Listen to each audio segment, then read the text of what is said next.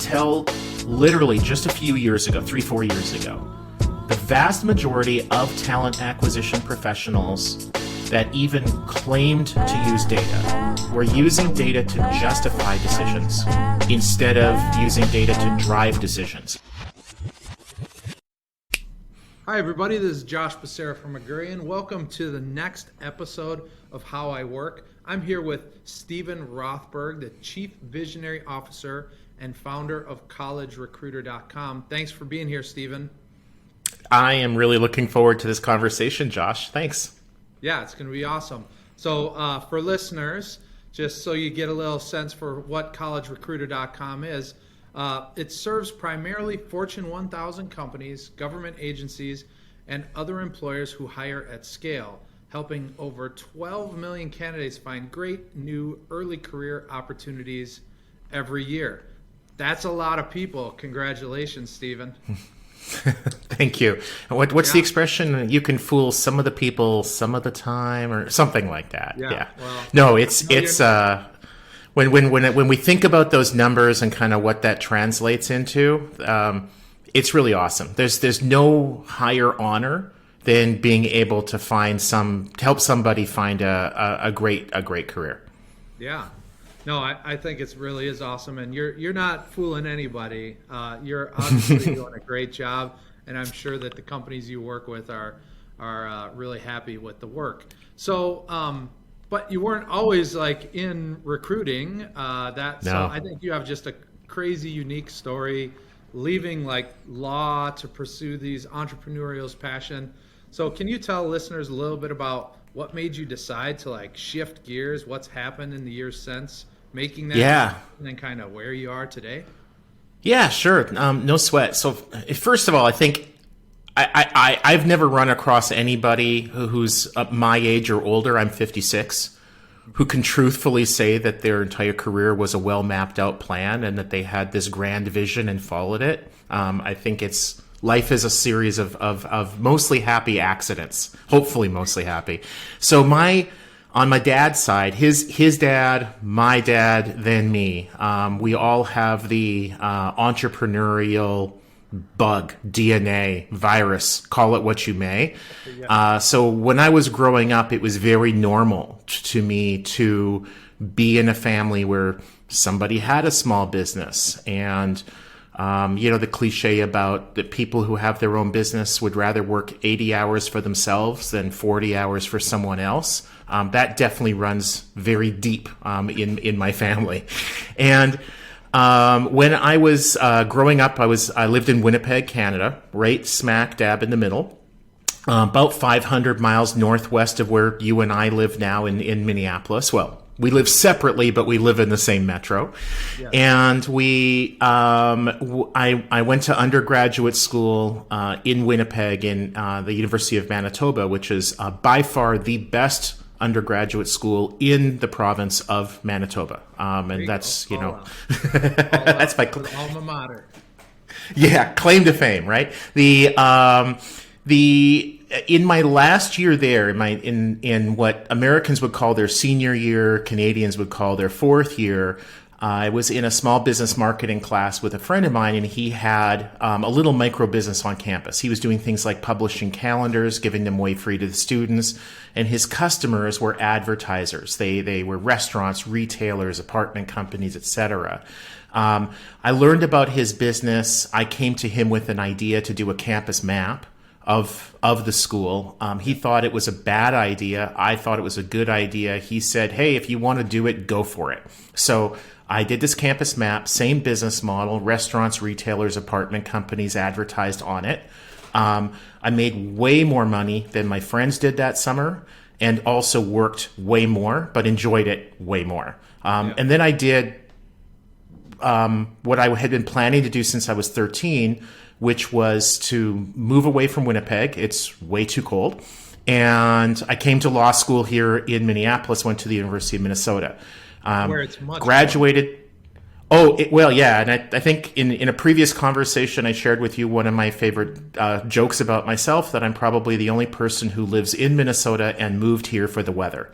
The and those of your listeners who have been here in January will understand right now that they are listening to a crazy person. But okay, so I graduated from law school, was working for a first year as a lawyer, working for the court system in Minnesota, and I kind of got back into the business. I started it part time, and the new second version of the business, I published a map for the University of Minnesota, another one for St. Cloud State University, which is a state school about an hour and a half from the Twin Cities, and some stuff like that. And then after a few years, mid-90s, this thing called the internet came along. And we added an employment website called collegerecruiter.com.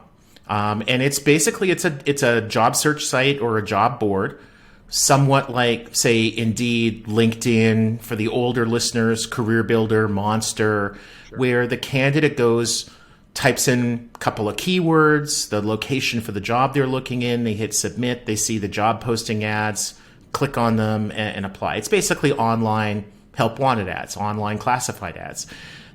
We launched in 1996. We were one of the first 200 job boards worldwide. They're now about 100,000, depending on how you count them.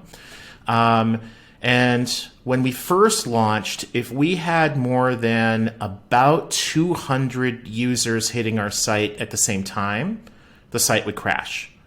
Now we literally have hundreds of thousands a day. On like busier days, we have several million what we call early career jobs, those that require 0 to 3 years of experience. We're global. About a third of our business is overseas. So yeah, it's been a ride, but it's also been 32 years.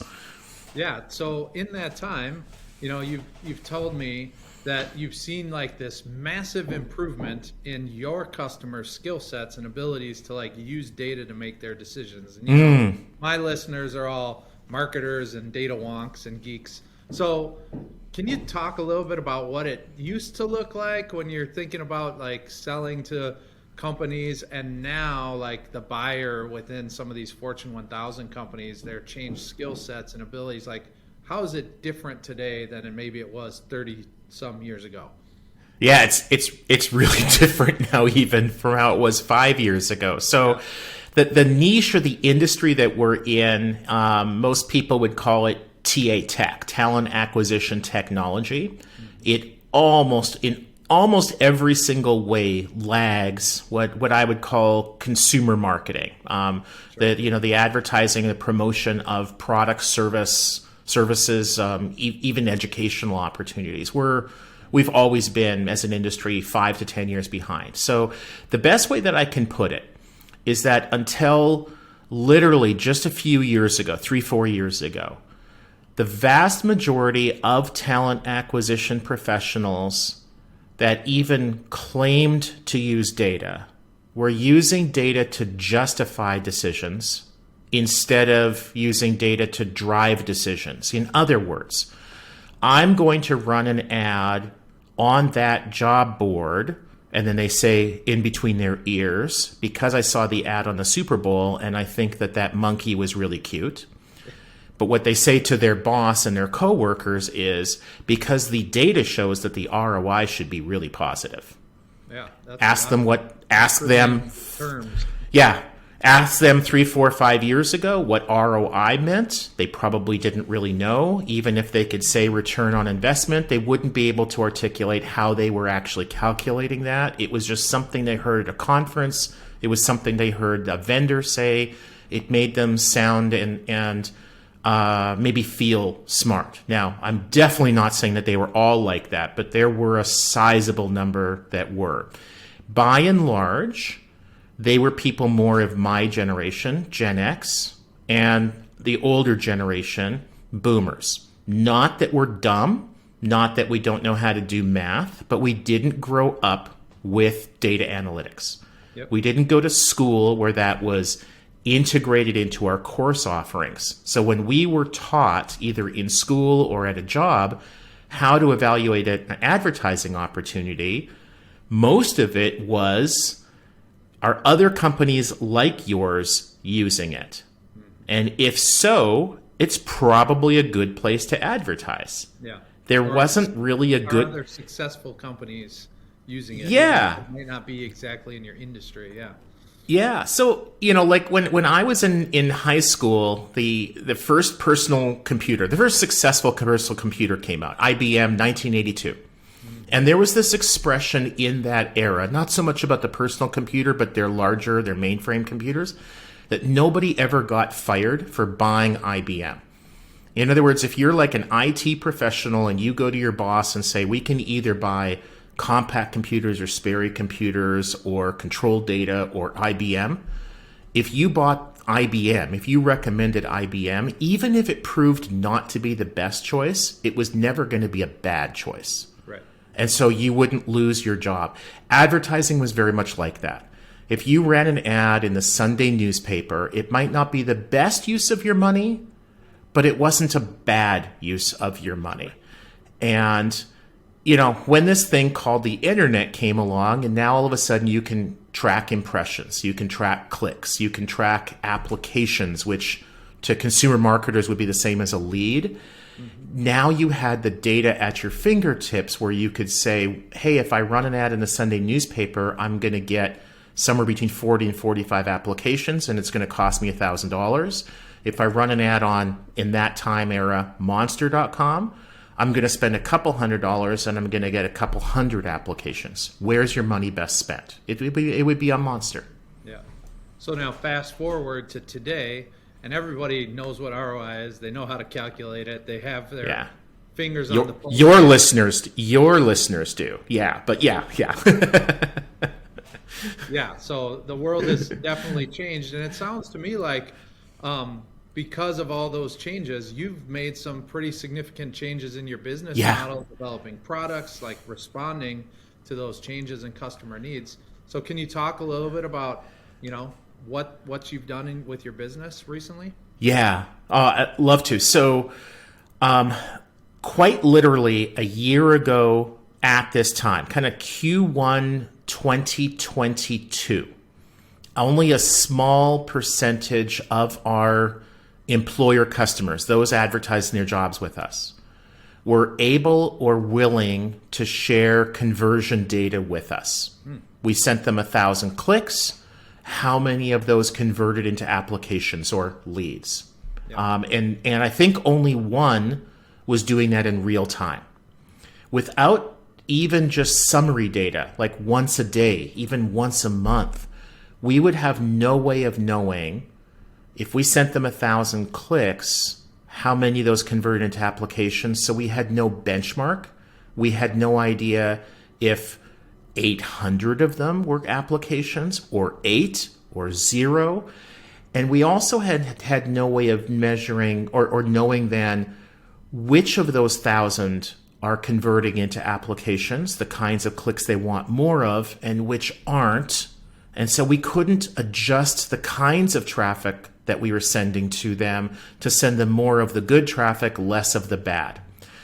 Last summer, we reached a tipping point in our business. We brought on some new people, and they had new knowledge, abilities, and that coincided with kind of a turning point in the industry where more of the employers felt comfortable about sharing that data. It was becoming more the norm. They were just now one of many sheep rather than being the one out in front. They were comfortable that this was a good thing. So now, almost all of our customers are sharing conversion data with us. Most of them are in real time. So the beauty of that is that if a company starts advertising with us on Monday, by Tuesday, we're delivering meaningful traffic. And by Wednesday, we're adjusting the traffic that we're sending to them to reduce the bad traffic, increase the good traffic. So the common denominator that most of our customers use to evaluate their media, whether it's College Recruiter or Indeed or LinkedIn or whatever they're using, is what's called the effective cost per application. If they spend $1,000 with us and we deliver 10 applications, they've got an effective cost of per application of $100. The actual effective cost is usually somewhere 25 to 50 for most kinds of jobs. But if it's $100, if the eCPA, the effective cost per application that we're delivering is $100 and Indeed is $120, that's going to lead the customer to reduce how much they're spending with Indeed and increase how much they're spending with College Recruiter. Makes total sense. That's using data to drive your decisions, because Indeed clearly has a more powerful brand than College Recruiter. Now, some might say, well, if Indeed's at 120 and College Recruiter's at 100, why would the customer spend any money with Indeed? And then you get into a conversation of scale. Can they get all the candidates that they want from College Recruiter? No. We're just probably not going to be able to deliver that. So then you need to sort of layer on some less efficient sources, add on in Indeed or whatever. Indeed's actually kind of a bad example because they tend to be one of the lower cost providers, but that's another story for another day. So, so you developed this like new product, and I know when we were prepping, you used the terms like bubblegum, baling wire, and Band-Aids as a product. So obviously you heard that, you wanted to get to where you could really show what this cost per application metric was. So talk a little bit about that product development philosophy and how it led you to get where you are. Yeah. So the product managers who are listening to this, get prepared to be have a lot of cringes and roll your eyes really seriously. So if you're driving, pull over because you won't be able to see the road. So I am for good or bad, one of those people who is not afraid to take chances. I've gotten better at evaluating those and hopefully minimizing the risk and maximizing the upside. I wouldn't say I'm perfect at it, but I'm better than I used to be. Okay. What happened with the product, and it's what we call jobs that scale. It's a pay-per-click job posting product. We had two customers come to us. One was a big insurance company. Another one was a big gig platform in 2016, so 7 years ago now. Both of them came and said, hey, the most expensive job posting package that we can buy from you from College Recruiter is $12,500 a year, because it wasn't pay-per-click, it wasn't pay-per-lead, it was just post and pray. We run an ad for 30 days, it costs you X, or you sign up for an all-you-can-eat or an unlimited posting package for a year, and that's what they had, $12,500 a year. And both of them basically said within a couple of days, independently of each other, if we paid you 4 times as much, could you deliver 4 times as many candidates to us? And as a business owner, when somebody says, I want to give you some more of my money, can you help me do that? The answer is always yes. And then very often you figure out how to do that later. Right. And that's when our employees complain about us and say, what was Steven thinking? What was Josh thinking? That's a lot of times where that comes from. So I clearly said yes. And that's where the bubblegum, baling wire, and Band-Aids came from. So what we did is we took our existing product, a duration-based traditional job posting product, and ran their job postings on our site exactly as we had been. But then what we did is we took those postings and we sent them over to some other job boards, like Glassdoor, for example. Mm-hmm. And we said to Glassdoor, we'll pay you 25 cents a click for every candidate that you show that job to and who clicks through. The customer was paying us 50 cents a click.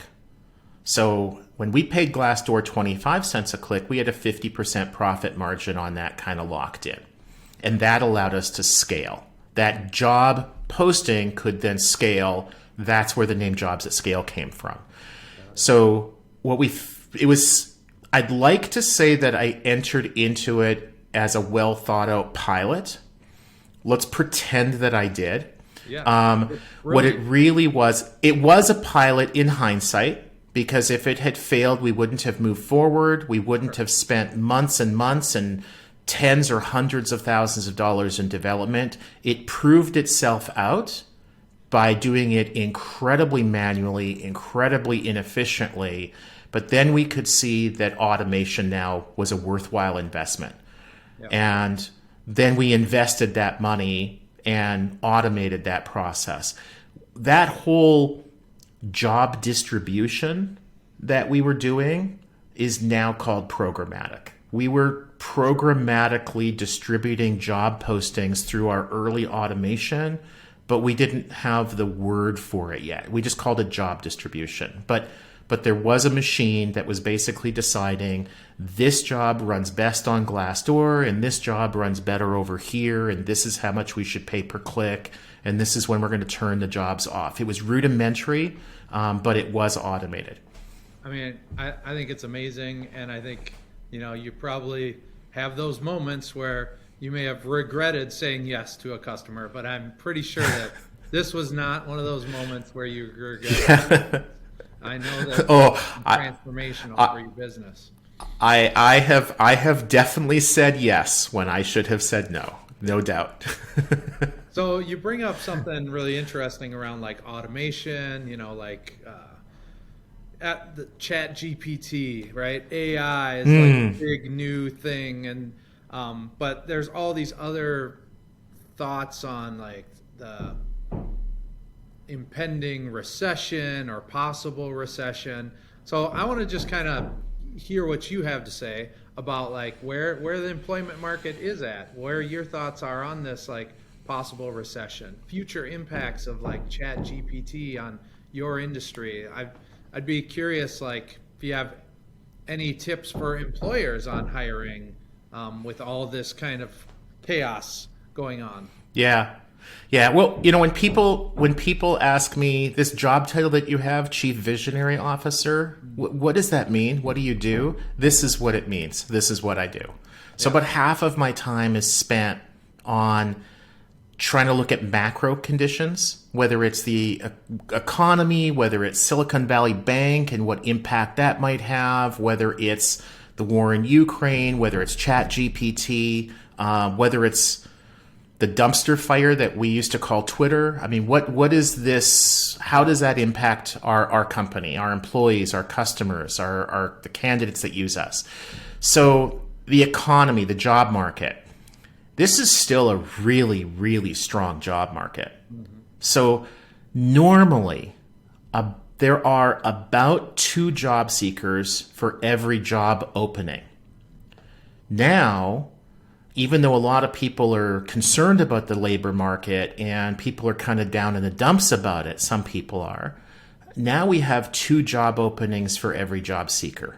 It's still inverted. So it's not as strong as it was coming out of the worst of COVID when it was 4 job openings per job seeker. So there's no doubt that it's softening, but it's not soft, with one very notable exception, and that is tech. So a ton of companies invested a ton of money during COVID to automate a lot of what they had been doing manually. And that work was done by tech workers. And so they were in very high demand and they were able to command very high salaries. God bless them, they deserved it. And why shouldn't they have taken the money? It was there, they earned it, go for it. But a software developer that 4 years ago might have been making 80 grand and the last couple years was making 250 grand is now suddenly finding out that they're going to be making 120 grand. If they look back at where they were 4 or 5 years ago, if they go, hey, in 4 or 5 years, rather than making 80, I'm going to make 120, I think they would have been happy. But it's like half of what they were making just a year ago, and they're having trouble finding those jobs. So their pain is real. I mean, with far fewer prospects, far less choice, they might have to go into the office now, where before they could stay at home if they wanted to, and they're making a lot less money than they were over the last couple of years. But almost every single other sector, the world is still your oyster. And so I'm still very bullish on the labor market. For our business, this is actually better than it was a year ago. Because a year ago, when there were 4 jobs for every job seeker, an employer could run an ad and not get a single application. If you don't get anybody applying, you're not going to hire anybody. If you're not going to hire anybody, why spend the money on advertising? Where now they have a good fighting chance to hire somebody. So now they're more willing to spend that money on advertising. So I think in the long run, this is better. The overall economy, are we in a recession? Are we not in a recession? Are we heading to a recession? Boy, I wish I had a crystal ball. I'd like to say that barring something really significant, something that we can't really foresee, this is what's going to happen. I think the reality is we're in this new world where there are constantly big new things that we can't foresee. So we kind of have to expect the unexpected. And that makes me nervous. I was fortunate to spend a few weeks in the UK in the fall. And the doom and gloom there was so different than the sense of optimism here in the US. So I kind of feel like what we're going to have is some sectors are going to be more like the UK, where there's going to be doom and gloom like in the tech sector. Some countries, maybe even some regions of the country, like California with all the natural disasters that are going on right now, I don't know how they are going to have a very good year. There's so much disruption, there's so much destruction. That's going to really hurt that economy. The California economy is like, what is it, like 10%, 15% of the US? So that's going to bring us down. What happens in Ukraine? Things like that. I guess I'm cautiously optimistic. ChatGPT, I use that multiple times a day. I'm a big fan. I find some of the results amusing. I've never run across anything that would like scare me other than just what I've read in the media. It does a pretty darn good job. If I was a lower level copywriter, or somebody like who's, say, English isn't a first language, like a writer in the Philippines who's writing articles on the cheap, I would be looking for a different profession. If I was a software developer who just sort of like was a grunt and banging out line after line after line of code and not really doing anything high end, I would be looking for a different profession because I think those jobs are about to go away.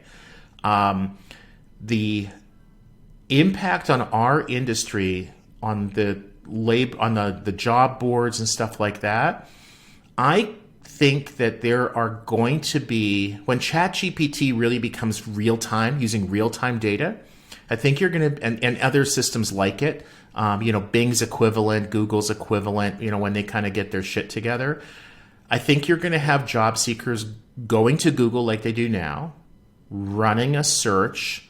I'm looking for an HVAC job near me. And their equivalent of ChatGPT will come back and we'll say, here are the 3 jobs that seem to match your interests. Would you like me to apply to them for you? And you'll say yes to job 1 and 3, but not to job number 2. I don't like job number 2 because it doesn't pay enough. Can you find a job that pays more than that? And then they'll come back to you with 3 more results, and maybe you'll apply to those 3 also. That's going to really speed up job hunting. And I don't know if employers are ready for that. That's going to be highly disruptive to the job board industry. But if the job boards continue to be a better resource of the job postings and treat candidates better, make it easier to apply than employers do on their own sites, then Google will send those candidates to the job boards. It won't send it to the employers. Google's going to send those candidates to wherever it's best for the candidate. And I think employers are assuming job boards are going to get cut out. I don't think that's necessarily the case. If you've ever applied to a job at a big company, it's excruciating. Yeah. Well, and I also think that it's the data set that it gets trained on. And my presumption is it's way easier to say, go train yourself on collegerecruiter.com's data versus go to, 50 different Fortune 1000 websites and try to train yourself on their data, right? You have structured data. Yep. They can so. Yeah. And we're uploading our data to Google every day. Most employers never upload their data at all, and so Google has to come out to the employer's site. So, yeah, I certainly don't think that it's going to be the death of our industry, but I do think it's going to force some pretty radical innovation. Not such a bad thing. No, not at all. So you're talking innovation. You got visionary in your title. This is the last question that I always ask all of my guests, and that's who's kind of inspiring or challenging your kind of mental models today? Authors, podcasters, thought leaders. Do you have anybody who you've read recently or heard and said, man, that's really interesting? Yeah. So the two people that over the last couple of weeks I've had some really great engagement with them, and I just love who they are, what they stand for, how they freely share their thinking, their thoughts. They're just both so giving. So one is the founder of a company called Recruitix. He used to work at Indeed. Recruitix is sort of an advertising agency and also a programmatic job ad company. He's the first person that I know that had the job title Chief Visionary Officer. Okay. And I pretty much shamelessly ripped it off from him. After verifying on LinkedIn that it wasn't just him, by the way. But anyway, so his name is Tim Deneen. And Tim and I were actually joking on LinkedIn the other day about sort of teasing each other about who's been in the industry longer. He teased me and said that I'm the godfather of programmatic. And I teased him and said that he was the big bang of programmatic, that there was nothing before Tim. Right. The other person on a thought leadership basis is a guy named Jim Durbin. Okay. And Jim works for PSG, which is a big RPO, a recruitment process outsourcing company. And his nickname is the Indeed Whisperer. If you ever want to know what's happening at Indeed, why are they doing this? Where are they going? Why is it something work this way? Why doesn't it work that way? You talk to Jim. Got it. All right. Well, we'll have to look them up on LinkedIn. Hopefully they got tons of fun content. I really appreciate this. This has been fun. I hope people think this is fun content. So, Steven, thank you so much for sharing your thoughts on this episode of How I Work. Awesome, Josh. I owe you a beer downstairs outside your office at 612 Brew. Yep, that sounds good. I'll take you up on that.